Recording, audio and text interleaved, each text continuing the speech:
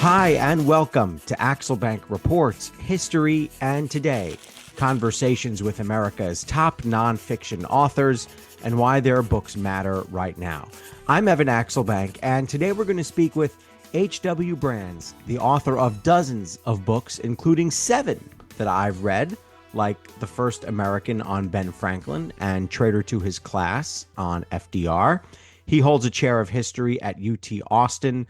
Dr. Brands, thanks so much for being here for this very special episode, not just because you're here, but because this is our 5th anniversary episode. So thanks for making this special. Congratulations, Evan. Thank Delighted to you. be with you. Thanks. This was a COVID project that took off. Remember that? Since we released our first episode on June 27th of 2020 with another great friend of the show, Kate Anderson Brower, we've done 180 episodes. This is the 180th, featuring authors of many genres of history from a large collection of university and trade presses. We also just made our annual donation to Reach Out and Read of Tampa Bay, which makes reading a part of the pediatric care process. Believe it or not, there are kids, and you know this, HW, there are kids near you right now who don't have books at home or a parent who knows how to read them. So when a child goes to a participating doctor, they're not only given books, but their parent is also taught how to go through books with their children instead of just handing them a tablet or something else like that to distract them. So if you go to our Patreon page at patreon.com/AxelbankHistory, you can pledge to give money to that group and also help us with our server and production costs. So thanks to everybody who has done that, because we really made a nice donation to them, and they were just explaining how they're going to give books to kids, and what could be better than that. So to business here. First of all, Professor, it has long been a dream of ours to have you on our show to talk about your career in history. The first thing I'd like you to reflect on is you've done this a long time now. Your first book came out in 1988. I'm wondering how being a consumer of history has changed since the internet blessed us with social media, and then how you craft your history books to meet people where they are right now, which is a much faster paced world than when you wrote your first book in 1988. Yeah, so 1988, it was all done in the very old-fashioned way. Gutenberg would have found it quite recognizable. We researchers, we went into libraries and archives and we sorted through piles of paper, and we boiled the piles of paper down into smaller bunches of paper that were bound in books. So if you wanted to read a history book, you went to a bookstore, you went to the library, and you got a stack of papers that were bound at the side, book that we know as a book. During the next, and I should add, the internet didn't exist. Email didn't exist. I wrote letters to people asking requests. Of course, the telephone was around. You could use that. You But interviewed in the people by course phone, of yeah. the almost 4 decades from then until now, things have changed quite remarkably. Probably the biggest change, well, the biggest change for me as a researcher is that enormous amounts of material have become available online. And it emerged sporadically and at different paces in different areas. So one of the big things was essentially the creation of the Universal Library. Various people have imagined such a thing, of having all the world's knowledge, or at least all the world's books, in one location. And this has formed the basis for science fiction and various kinds of storytelling, but it has become almost a reality. Almost, but not quite. So Google, as much of the world knows, got in on the leading edge of this and scanned essentially every book volume they could lay their hands on. And the idea was to make this all available to the world. Now, they got blocked on this by copyright for quite understandable reasons. But the fact is that essentially everything that's been published anywhere is now somewhere in the cloud. And the question is, how do we get at it? And a striking thing about my research. So I started, my first book was about American foreign policy in the 1950s. So something relatively recent.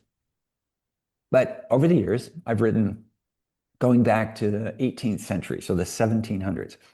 And it was very interesting that early on, if I wanted a book that had been written sometime in the past, it was much easier to get hold of a book, to get access to a book that was published in the 1950s than it was to get a book that was published in the 1850s, which was even easier than to get a book published in the 1750s. So to find a book published in the 1750s, there were relatively few libraries that had copies. So I often would have to go to a library that had it. Or they had this institution, which is still practiced, called interlibrary loan, where I could go to my library, the very good library at the University of Texas in Austin, where I teach, and they have arrangements with other libraries, but it would take weeks at best.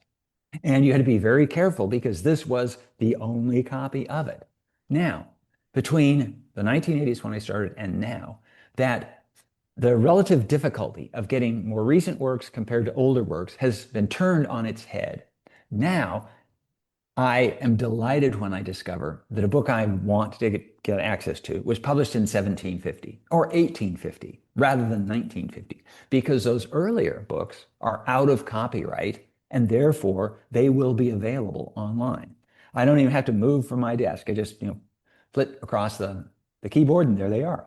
Have you changed the writing of the A book in books? the 1950s, however, is still, I'm sorry? Have you changed the writing of the books, the way you're writing the books to meet people where they are given the shorter attention spans? I'll give you two bits of evidence on this. I'm trying to remember, it was in the 1990s that I think that James Patterson kind of burst on this. I'm sorry. No, sorry. It wasn't James Patterson. I'm thinking of Daniel Steele. No, sorry. It was Patterson. So Patterson started writing these novels, and he sort of came out of nowhere and wrote these huge bestsellers. And I thought, okay, I'm a writer. He's a writer.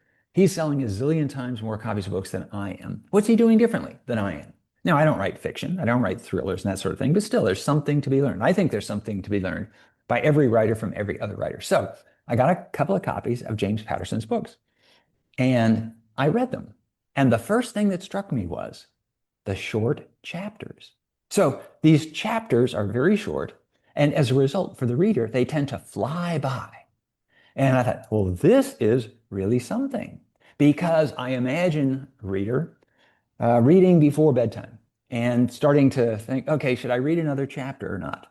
And if they flip ahead and they see the chapter is only 5 pages long, yeah, I'll read that chapter. By contrast, the chapters in my books, as I was writing them then, they might be 25 pages long. And that poor reader getting drowsy would look at, oh boy, I'm not going to start that next chapter. So right then and there, I decided I got to write shorter chapters. And in fact, I do. So my chapters have become much shorter than they used to be, which means that instead of having 12 chapters in a long book, sometimes I have 80 chapters. But I mean, that's one direct consequence. Another was when Twitter was invented. And Twitter originally, I think, was 140 characters. That's a message, very short.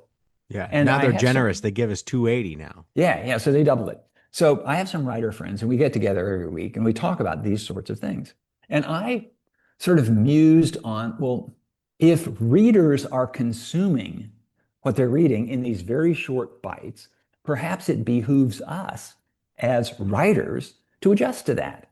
And I thought, oh, what can you write in 280 characters? That's hardly a sentence. But then I thought, okay, I've long had this idea of, I like poetry, and I especially liked haikus. And so I thought, hey, and in fact, I tried it out. The typical haiku, which is 17 syllables, easily fits into the original Twitter 140 characters. And you can even add a few words of explanation. So I thought, here's what I'm going to do. I'm going to write a history of the United States in the form of haikus. And I'm going to publish them on Twitter. And so I did. It was great fun. It was a very different writing exercise. When you only have these 17 syllables instead of endless pages, I thought, okay, this is a wonderful discipline. And so I did that. One last thing I will say. Increasingly, okay, in 1980 when I began, there were Audible books, but they were almost exclusively books that were recorded on a charitable basis for blind and vision impaired people. And so it was very idiosyncratic which books you could get. But I was aware of this because my grandmother in her old age used to listen to these books. Now, of course, very many people listen to audiobooks. In fact, it's often the case that a reader will say, "Oh, love your books," but then they'll sometimes add, almost apologetically, that, "Well, actually, I listen to your books rather than read them," as though that's somehow inferior. And I assure them that I don't consider it inferior at all, because, in fact, we humans were telling each other stories by word of mouth long before we learned to write. But this also at least caused me as a writer, to consider what I was doing. For example, when you are writing for a typical book, you know that paragraphing, how long a paragraph is, where it stops short in the middle of the line and then you indent the next line. It's a visual cue to the reader. Okay, here's this chunk. Bear this whole chunk in mind, and I'll somehow summarize it up when I get to the end, and then you can reset and have this new chunk. If you're listening to a book, there aren't any paragraphs that you're aware of. Okay, so sometimes you have to add cues to the reader. Okay, now I'm starting something new. It's even as simple as when a person is reading a book, typically the reader, for an audiobook, the reader will say, "Chapter 3 begins," or something like that. And so you have to know these things. Another thing, when you are listening to a book rather than reading it visually, it's really hard to flip back and see, wait a minute, who is that person? And this is why if you read now, listen to in the old days, great works that were originally oral, like the Odyssey, okay, there are all of these literary tags that remind you who this character is. And so it's, the fleet-footed Achilles, the wily Odysseus, the wine-dark sea, all of this stuff they're aids to the person who is consuming this by ear. And I pay attention to that. And so a very simple thing, when I quote somebody in my book, if I know that the person is reading it visually, I can rely on the fact that they will see the quotation marks and they'll realize it's a quote. But if they're hearing it, then, well, sometimes the person reading will say, quote, da da da da, end quote. But that's kind of clunky. And so when I'm realizing that more and more of my listeners are actually listeners, then I will make sure that I say, "John said," and then it's clear that this is a quote. Fascinating to listen to. And you've spanned both generations fully, I guess, at this point. Another announcement that we do want to make on this episode is that we're on the verge of building a website for it. Finally, axelbankhistory.com. That'll be up soon. It's being designed by Nikki Rideout of Ellie Claire Designs. Definitely check her work out. It's incredible. I can't believe what this website's going to look like, because I'm not a website guy. It's going to serve as kind of a home, a center of gravity for this show, which is going to make it much easier to get a hold of us, to recommend books and guests, and find featured episodes. I want to ask you, you're doing a Substack now that you publish multiple times a week. I'm amazed at how many pieces you put out on that. Why did you find Substack, which is basically a newsletter type thing? If you sign up for it, you get an email for it whenever the author of it puts something out. Why did you find Substack to be a powerful and seemingly addictive medium for you? You publish so much on there. Well, it wasn't power and addiction that I had in mind at first. You mentioned that your podcast is a child of COVID. Well, so is my Substack. Mm. So I couldn't get into libraries. I couldn't do stuff that I was doing before. And I thought, well, here's something new. Here's something that I can basically sort of scratch my writing itch with. So I thought, okay, I can do this. Now, one of the things that makes it work for me, I'm a teacher. And when I go into class, I have sort of a lesson that I want to get across. There's a point I want to make. And the way I teach is often by story. So I will tell a history story and then kind of unpack it for my students and bring them along. So I think of my Substack account, it's called The User's Guide to History, in that way, as an adjunct or an extension of my teaching. So each of my essays, each of my columns is anywhere from 600 to 800 or 1,000 words. So you can read it in a few minutes. And it introduces my readers to a historical topic. Sometimes Sometimes the topics are very specific, a particular moment in history. Sometimes it's based on a document. What did what did articles of indenture in the 18th century look like? Benjamin Franklin, for example, was indentured to his older brother. What did that mean? What was agreed to? So sometimes I start there. Sometimes I pose a very philosophical question. One of the things that has intrigued me over the years is this question of human nature. In fact, I've come to conclude that history is really a subdiscipline of history. I'm sorry, a subdiscipline of philosophy. And the primary subject is human nature. What does it mean to be human? That's the basic question of history. But when I pose the question, what does it mean to be human? It kind of presupposes that this thing of being human is a relatively fixed target, that what it was like to be human in the 18th century is like what it's like to be human in the 21st century. And I don't think that's exactly true. I think it's probably fairly close. But what if we looked 2,000 years ago instead of 200 years ago? So it's a question that I pose. And so I'll ask questions like that.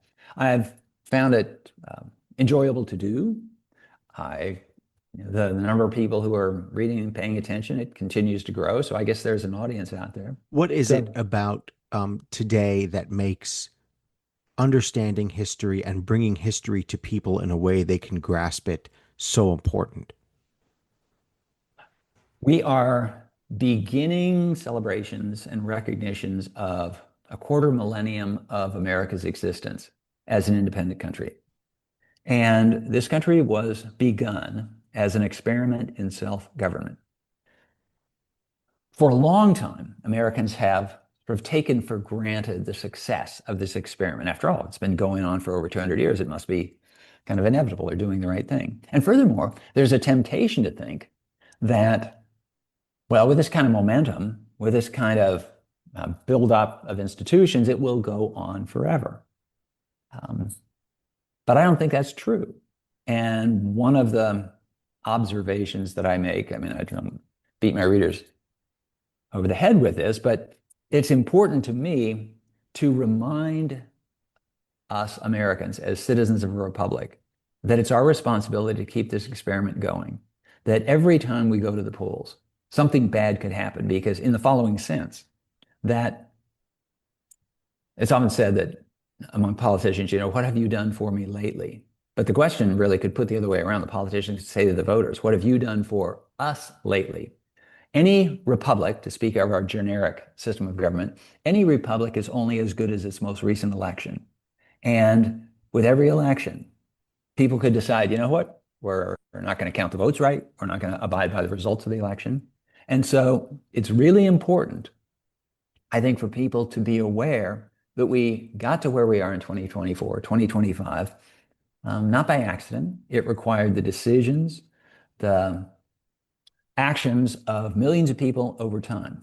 One of the things I tell my students at the beginning of the year when I'm introducing them to a course on American history from colonial times to the present, I say, if you 18-year-old kids out there, and I have mostly freshmen and sophomores in this class, if you don't like the world today, it's not your fault. You didn't create the world that you are now inheriting.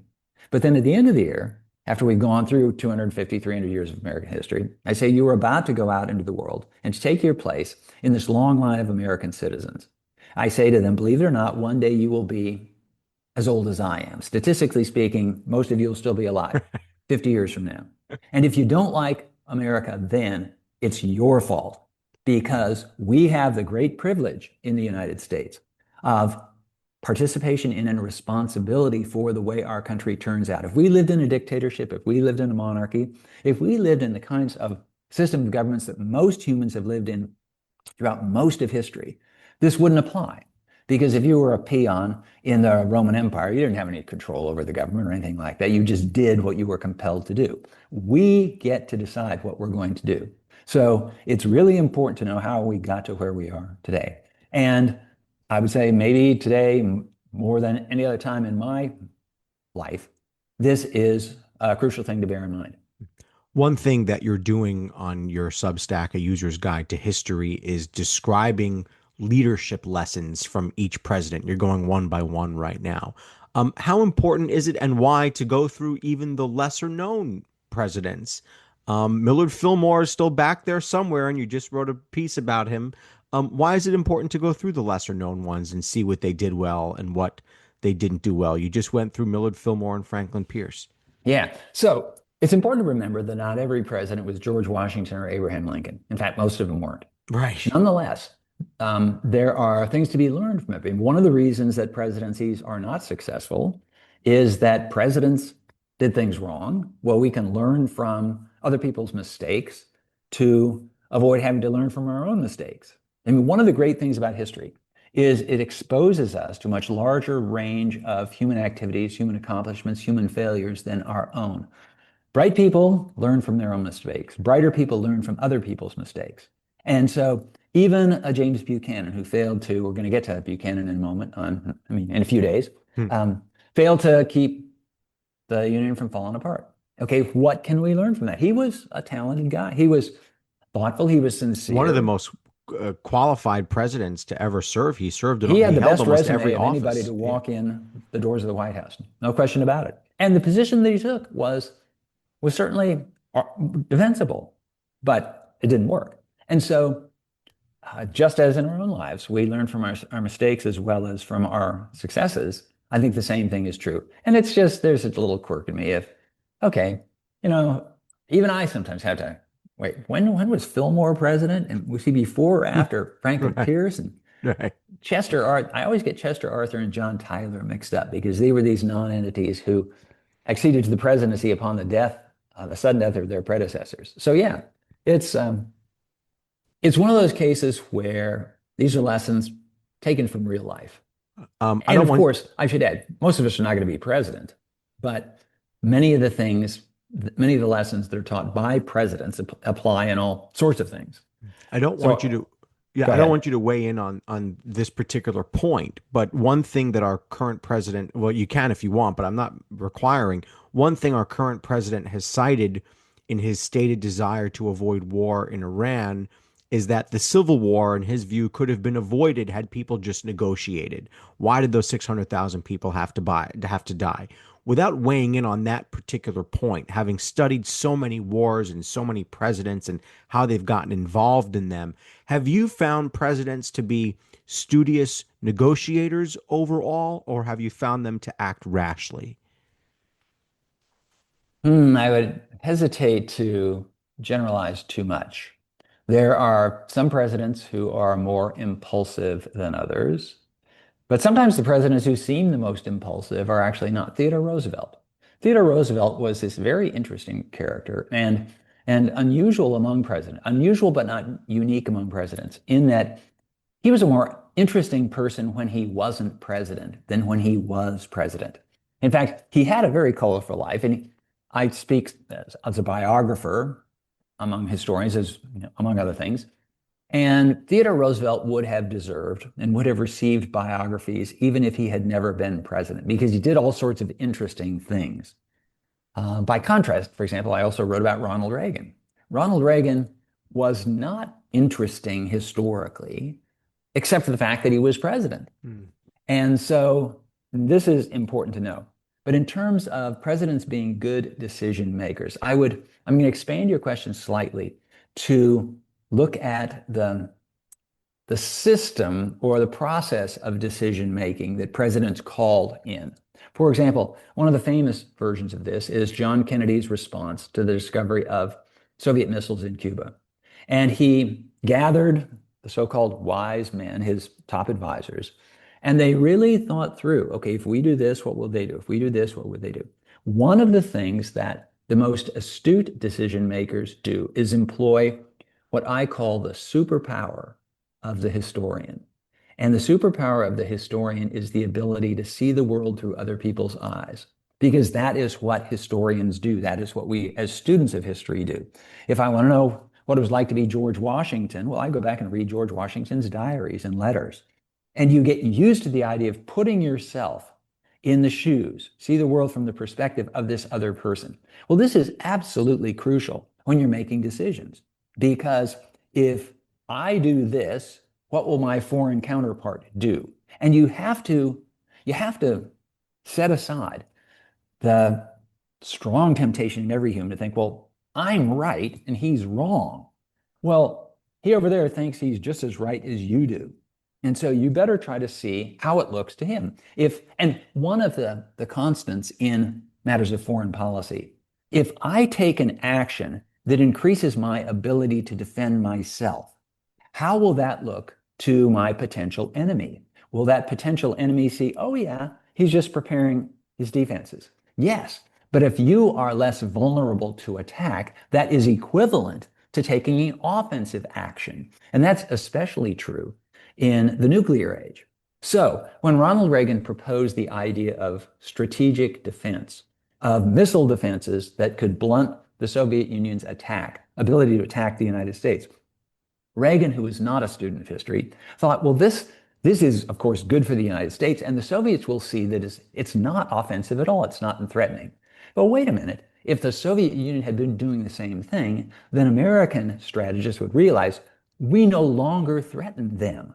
The principle, the policy of mutual assured destruction will break down because they will know we can't destroy them.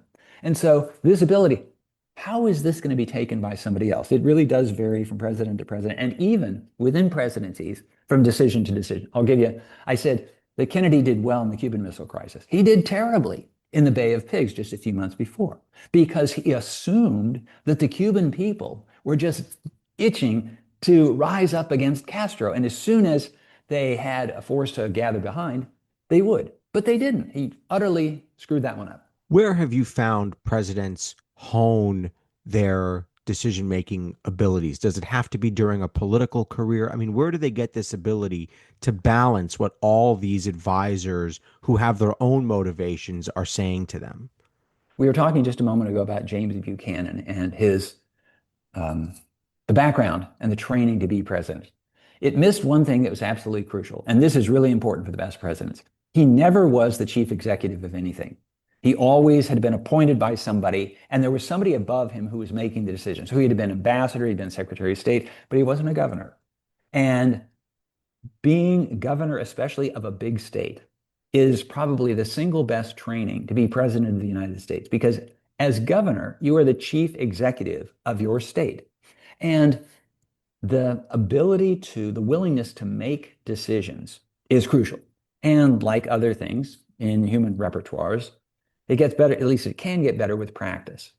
And so now, having said that. So where did John Kennedy get his from, given that he was a congressman and a senator, yet acted well during the Cuban Missile Crisis? Yeah, but as I pointed out, he acted badly during right. Bay of He had Pigs. to screw up once to get better. That's right. So he's just batting 50-50 on this one. 500. And I mean, having said what I just said, so Franklin Roosevelt was really well prepared to deal with the Great Depression as president of the United States because he had been dealing with the Great Depression as governor of New York for 2 terms. And that was in the days when New York was the most populous state in the nation. Ronald Reagan, when he became president, had been 2-term governor of California by then, the 1960s and 70s, the most populous state in the nation. And so you learn you have to balance budgets, or at least you have to make budgets. You have to persuade people to go along. So governors do what presidents do with the absence of foreign policy. But otherwise, you propose your legislative agenda to the state legislature and you try to get it through and so on. So that's probably the best training. But I mean, having said that, George Washington was never governor. Abraham Lincoln was never governor. Abraham Lincoln was one almost term. Nothing, 2 years, yeah. Yeah, it's been 2 terms in Congress. And 2 terms or 2 years, yeah.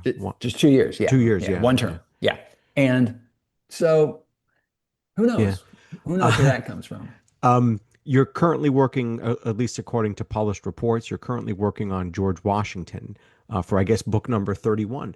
What is the angle of that? What have you found that still begs for examination? Because there have been several books written about George Washington.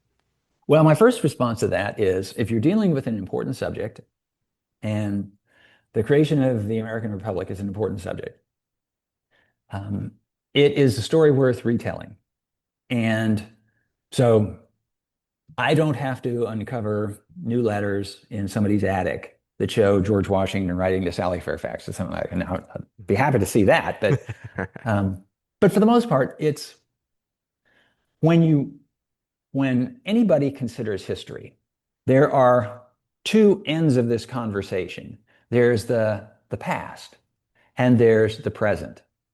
And when you find new information, then you can think of the past as a moving target. I mean, for example, for years, nobody knew that Lyndon Johnson, when president, had tape recorded his telephone conversations.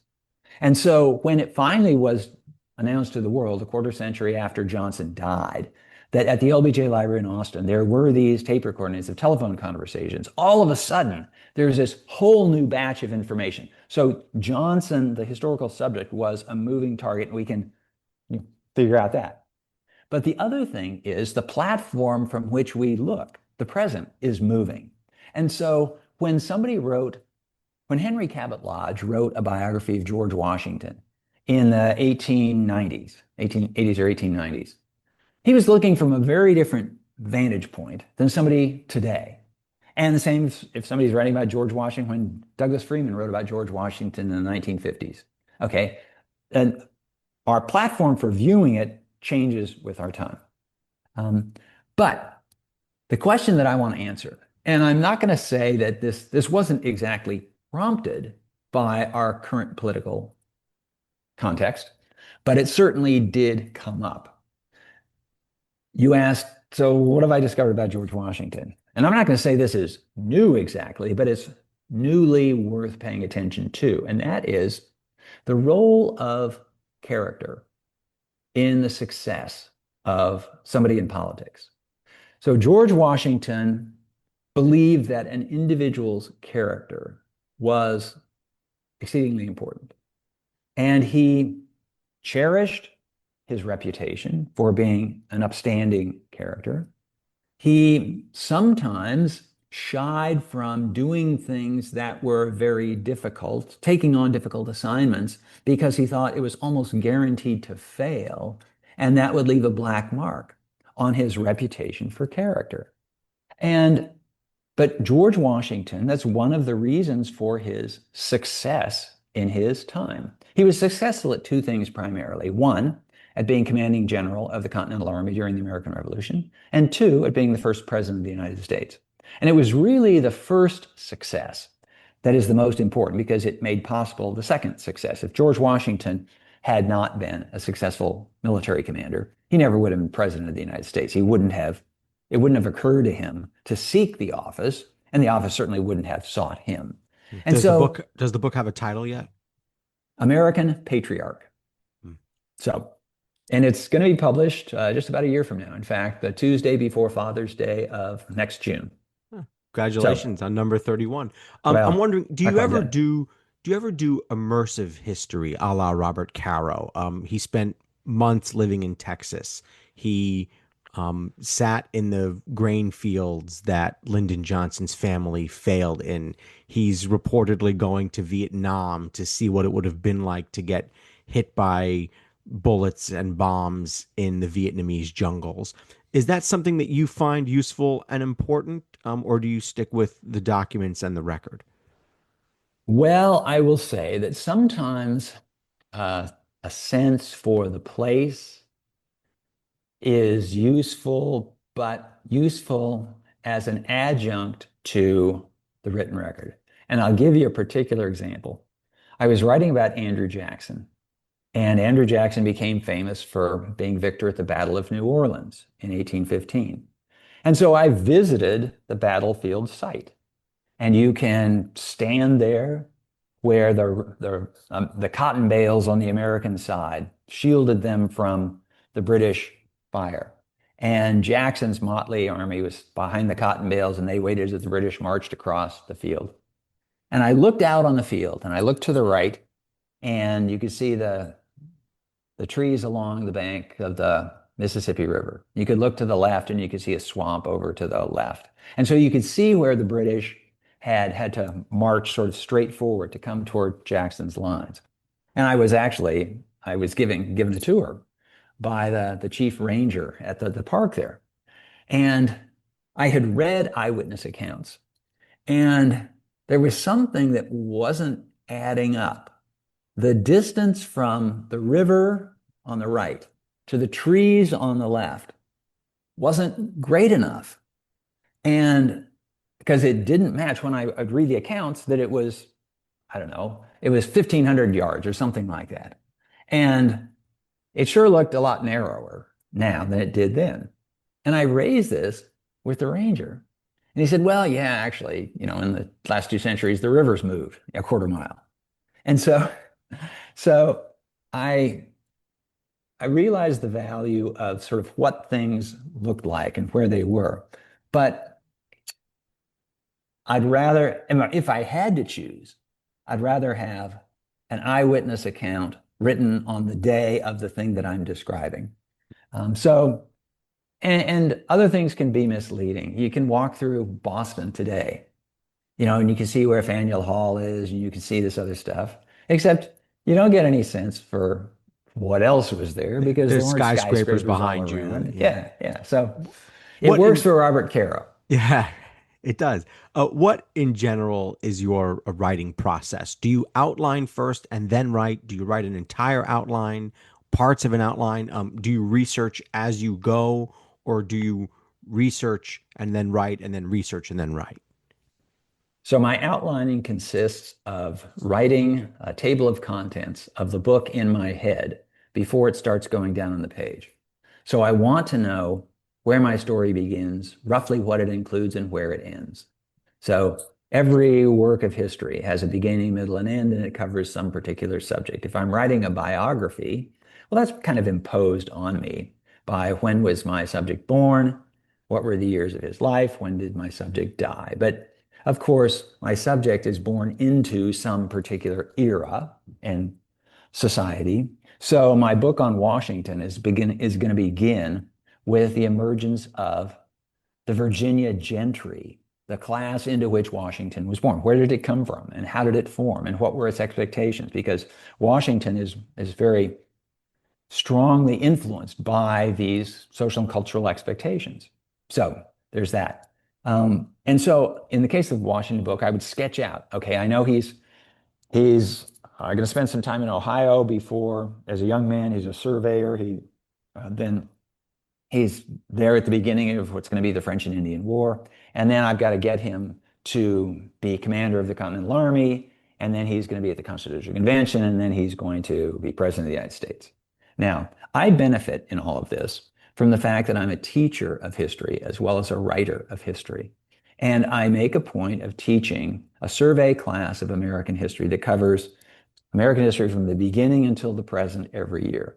So I have a good idea from constant exposure and constantly exposing my students to the broad outlines of American history. When What I wrote a biography of Ulysses Grant, and I knew the Grant story. I knew that he had been in the Army during the Mexican War. I knew he was going to become eventually General in Chief of the Union forces during the Civil War. And so, in contrast to non-teachers and non-historians, so I had a friend, a journalist friend, who was going to write a book about Stonewall Jackson. And he didn't know much about Jackson or the Civil War. And we had lunch together, and he said, well, what should I read? And I said, oh boy, I thought, he's got a lot to learn about this whole era. I have an advantage that when I wrote about Grant as a general during the Civil War, I knew 80% of the story before I began because I knew how the Civil War started and who was involved and what the battles were and so on. So I have a big edge there. So I basically write down a table of contents. Okay, this is what I'm going to do. And then, to a greater degree than perhaps other historians, I let my writing guide my research. Early on, I sort of know how to begin, and I write. My kind of rule of thumb is write until you got to stop and find out some more stuff. So I definitely do not feel obliged to know everything there is to know about my subject before I write a single word. And the reason for this is you'll never know all there is to know about your subject. So I let my writing, of course, be guided by my research, but also my research guided by my writing. One thing that I miss enormously is college. I can't believe it. I've been out of college for 20 years. You're lucky that you get to go every day still, I guess, in some ways. What impact does it have on you to be filled with the questions of students and the back and forth with students and the impact of their more, I don't want to say more current because you're alive too, but their younger, perspective on things? How does that help fill your brain with new questions to ask about what you're writing about? So the first thing I'll say in response to that is that the hardest thing for very many writers is deciding what to leave out. You cannot include everything, but there's a temptation. Hey, I know that stuff. I learned that stuff. In the old days, I filled up that index card with that. I'm going to use it. No, you have to decide. It's more important to decide what goes out than what goes in, because that will allow you to tell what you do say more fully. And I've gotten, I think, pretty good at deciding what to leave out because when I teach my students in this introductory class, I have to explain this stuff. And I should add, a lot of the students at the University of Texas in Austin, where I teach, are from foreign countries. They didn't grow up learning American history. This is, in many cases, their first exposure to American history. So I have to explain all this stuff. I don't take for granted that they know anything when they come in. And furthermore, I have a limited amount of time to cover big topics. I deal with the Civil War in one classroom hour. So I have to say, okay, I can talk about 3 battles, no more than that. I mean, there are a lot of battles during the Civil War, but I have to choose. And I have to, point out what the issues were. So one thing that being in college and being exposed to the students is honing my skills at deciding what goes in and what stays out. There's that. The other thing to be reminded is that things move on and that what my students know is very different from what their parents knew, what my generation knew. To remind myself of this, to remind my students of this, one exercise I have my students do at the end of the second semester where we're getting close to the present. I have my students write about the world on the day they were born. So basically, for students this year, they were born in 2006 or 2007. It's worth a reminder to me that they were not alive on 9/11. And to them, the Vietnam War is as far in the past almost as well as World War I was to me when I was young. Yeah. And And they so barely remember Barack Obama as president. exactly, exactly. And so there are the precocious ones who are paying attention to politics at the age of 10. Yeah, that does happen, but most people don't. The first president, I mean, I was alive during the presidency of Dwight Eisenhower, but I have no recollection of Eisenhower. I do have a recollection of John Kennedy, but primarily because he was assassinated when I was 9 years old, and that was clearly a big deal. And all the television stations covered the funeral and that sort of thing. And so, yeah, so my students effectively have no memory of anything that happened before, say, really before the election of Donald Trump. For many of them, Donald Trump was almost their first president. You started out as a math teacher, which I think is so interesting. They're seemingly totally different things, math and history. I certainly don't know any math. I spent all my time with words and writing and presentation. How did math pave the way for your studies of history? I don't know that it did at all. It I would was a just say full that, 180, if I may say. I mean, the thing is, there are a lot of people, and I gather from you from what you say, that who consider these things as worlds apart. And it is true that in the culture in which we live, sort of in the West, or at least in America for the last century or two, being versed in mathematics is not considered necessary to considering yourself a well-educated person. So if you had never heard of William Shakespeare, then people that you come in contact with regularly would think you're a real dummy. Where have you been? You never heard of Shakespeare? But perhaps you've never heard of Leonard Euler, who was a mathematician, the equivalent of Shakespeare. And okay, and I guess if you're a math nerd, you'd know him. But if not, you don't have to. I mean, I think that's a little bit odd because quite arguably, Euler and the other mathematicians have had a larger impact on how we live today than Shakespeare. If Shakespeare had never lived, the world would have gone on. We'd be reading Francis Bacon or somebody like that. But if these mathematicians, Newton was a great mathematician. If Newton had never lived, then the world would have been very different. But anyway, I've always been interested in math. When I was in school, I liked math. I was pretty good at it. But I would say if there is a unifying principle, it is a reminder that, well, math didn't emerge, full blown from the head of anybody. It had to be discovered, or maybe it had to be invented. In fact, this is one of the abiding questions, the philosophical questions that face mathematicians. What is this stuff that we're studying? Did math exist before there were any humans on Earth? Is math built into the universe and humans simply discover it? Or is it just this game that mathematicians play? And here are the rules, and let's see how we play. In the rules of chess, if you know, if the pawns could go three spaces forward at the start instead of just two, the game would be different. But nobody thinks that two spaces for the first move of a pawn is somehow reflective of the state of the universe. Uh, Given that you're on the receiving end of students who have gone through either the public school system or come from a private school, you get them every year, you've taught tens of thousands at this point. I'm curious if you could change something about our current school systems to strengthen their ability to A, handle college and B, understand history, what would it be? Well, I really hesitate to give too much in the way of guidance to schools and teachers of high school and elementary school students because, having been a high school teacher myself, I realize that a great deal is asked of them. A whole lot more is asked of them and of the schools than were asked of schools and me when I was a high school teacher in the 1970s. So there's other stuff that has to be added on it, and everything that has to be added on takes away from something else. Having said that, I I would like to see students exposed to sort of more of the past. And it's okay, these are interesting people that lived in the past.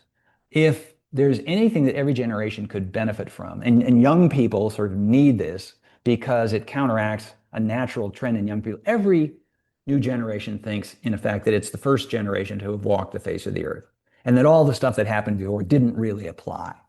And that's not the case. I mean, every generation thinks that, and they're all wrong. So just to be reminded that people in the past weren't fools, they weren't ignorant, they were just as smart, they were just as sincere, they were just as moral in their own way as you.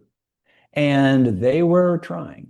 One of the ways I combat this is I require my students to put themselves in the shoes of historical figures.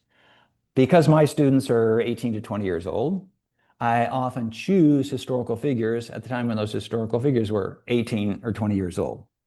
One example that I use is the grandson of Benjamin Franklin. His name was William Temple Franklin. He was known in the family as Temple Franklin. He's the grandson of Benjamin Franklin, who was one of the leaders of the American Revolution. But he was the son of William Franklin, who was the leading loyalist, the opponents of the American Revolution. And Temple Franklin, at the age of my students, had to make this fundamental life decision that was at the same time a political decision. Do you side with this revolutionary United States or with the Great Britain you were born into? That's the political question. The other question is, do you side with your father against your grandfather or vice versa? And so I asked my students to imagine what that decision would have been like. I asked them to write a letter, one to their grandfather and one to their father, with the kind of questions. I mean, some of my students, I realize, will have been in a situation like this where, let's say, their parents were divorced and they reach the age of 10 or 12 or whatever it is, where they get to decide if they're going to live with mom or if they're going to live with dad. So what questions do they ask of mom? What do they live with dad? It can be simple as, do I have a bedroom of my own? Will we go on vacations? What'll it be? And in the case of Temple Franklin, it's, well, if I choose you, granddad, are you rebels going to win? Or am I going to get hanged as a rebel with you? And, with his father, well, his father actually had been imprisoned. He had been governor of New Jersey. He'd been imprisoned by the new revolutionary government of New Jersey. If I side with you, am I going to share a prison cell with you? So he's having to make this personal decision, but then it's this decision that has ramifications for his life and the life of the nation as a whole. Uh, I want to wrap things up here in a second, but I just have kind of a basic question. I assume that most people listening to this podcast love books. I know that I love books. I assume that you love books. You're writing your 31st book. You've got to have a strong feeling for them. Why books? What is it? What do they do for us that a TV show, a documentary, even a podcast can't do? Well, I might answer this differently than most writers of books would. I don't think that books have a particular pride of place. I think, for example, if, let's say, television or tape recording had been invented before movable type, we never would have had books because there is what we're trying to figure out is how do I freeze my thoughts and make them available to you, to somebody else? And in the 1400s, the only way to do this, because there weren't any of these electronic mediums for remembering things, was through type, printed type. But increasingly, people can get that from podcasts. They can get it from television. The great storytellers of the 19th century in America and Europe were the novelists, the Charles Dickenses, the Mark Twains. The great storytellers of the 20th century were movie directors. Who are the great storytellers of the 21st century going to be? I don't know. The 21st century is young. But what we are trying to do in all of this, we are trying to figure out what it means to be human. That is, those of us who are on the producing side. What does it mean to be human? And convey that insight, that whatever our vision is, to other people. And if it turns out that the best way to do it is to do it by making a movie or by making a YouTube video or by a podcast, or whatever it might be, that's fine. Now, one thing I'll point out is I think that 500 years from now, people will look back on the age, I'll call it the age of reading, as this curious time when people, as young people, had to be taught to decipher this weird code. And it's striking, of course, that we humans learn the spoken language as infants with no apparent effort at all. It just comes in. We all have to be taught to read. And some people never get very good at reading. And I think we're very close to the beginning of the end of the age of literacy, where 50 years ago, you had to be good at reading and perhaps at writing to succeed professionally, to succeed in politics. Donald Trump has demonstrated, as far as I can tell, that you don't have to read in order to be twice elected president of the United States. And I don't say this as any particular criticism of Trump. That's just the way the world is. You can learn everything you need to know about the world, pretty much. I mean, if for 95% of the population, and never pick up a book. And this is evidenced by the fact that I teach very accomplished students, the students at the University of Texas in Austin. They're at the top of their class. They're in the top 5% of their class. You got to be a really good student to get in. But most of them, if they've read, many of them have not read more than 5 books in their lives. And I'm not counting kids' books, sort of real books. Yeah, yeah. This would have been unheard of 15 years ago. But I think it's going to be the way it is. And I'm not wringing my hands and saying this is a terrible thing. They perhaps read more words per day than people did 30 years ago. They're just in a different form. So we're still trying to do the same thing. We're trying to communicate with each other. My favorite book of yours is Traitor to His Class. It's an examination of FDR and how he, as you put it, was a traitor to his class, how he passed things that helped the ordinary working person. I want to ask you if, just lastly here, if in 150 years someone says, that's the book that H.W. Brands is remembered for, which book would you hope it is? Oh boy, I hope everybody has all my books on their bookshelves. But yeah, Let's just say that in the next 150 years they don't. What would be the one that you hope is the classic? That would be one. I have a certain fond spot for my book on Benjamin Franklin, simply because Benjamin Franklin is America's man for all seasons. Franklin is the one of the founding fathers who would be most at home if he came back today.